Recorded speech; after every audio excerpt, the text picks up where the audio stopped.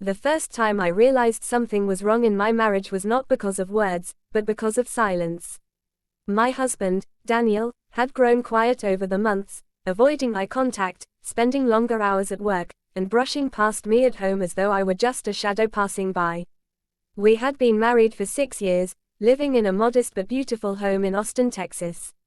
To the outside world, we looked perfect, young, successful, and deeply in love. But inside, the walls were cracking. I had always been the kind of woman who paid attention to details.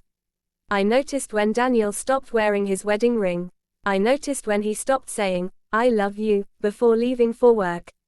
I noticed when he started guarding his phone like it was made of gold. At first, I told myself it was stress. His company was growing, and maybe the pressure was just too much. But when my instincts screamed otherwise, I couldn't ignore them. That's when Michael came into my life. Michael was Daniel's closest friend, someone who had been around since college. He was the complete opposite of Daniel, warm, talkative, and always smiling. Whenever Daniel was too busy, Michael was there, helping me fix things around the house, checking in when I seemed lonely, and reminding me of what it felt like to actually be seen.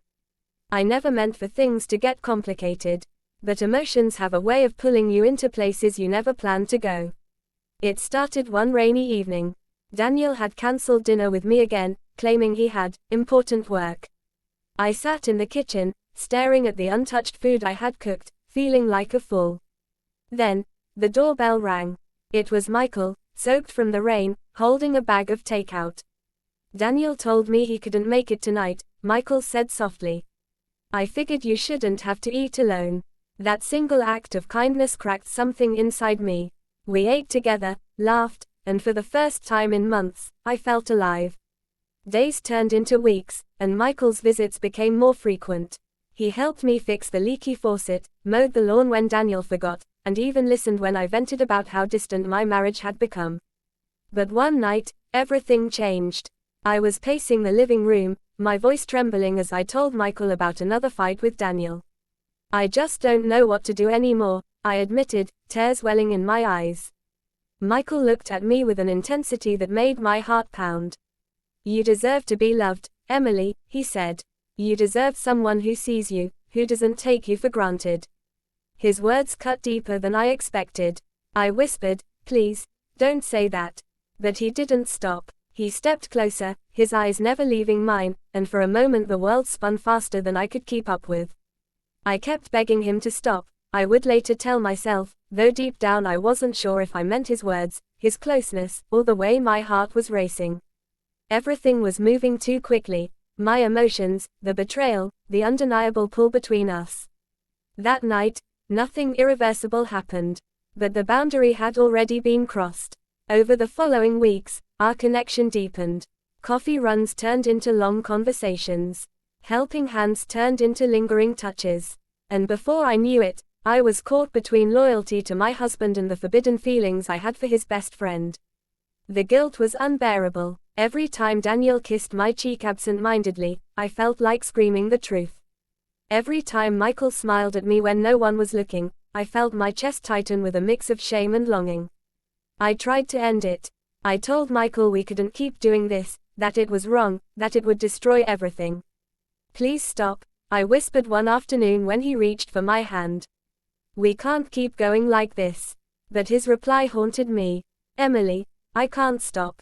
Not when I finally found someone who makes me feel alive." The faster things spun out of control, the harder it became to escape. And then came the night when the truth came crashing down. Daniel came home early from work, earlier than he ever did. Michael and I were in the living room, sitting too close, the air thick with words unspoken. Daniel's eyes narrowed, and in that single moment, he knew. "What's going on here?" he demanded, his voice sharp. I froze, my throat dry, my heart racing faster than I could handle. Michael stood, trying to explain, but Daniel's anger drowned everything. The confrontation that followed shattered all of us.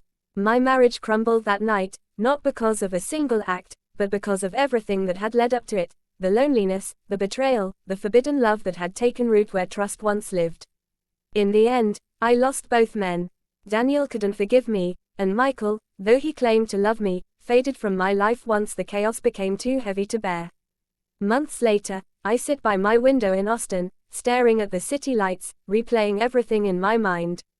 I kept begging him to stop, but he kept going faster, faster into a relationship we couldn't control, faster into choices we couldn't undo, faster into the kind of love that was never meant to last. And that's the story of how one woman lost everything, not because she didn't know what she wanted, but because she allowed herself to want something she could never truly have.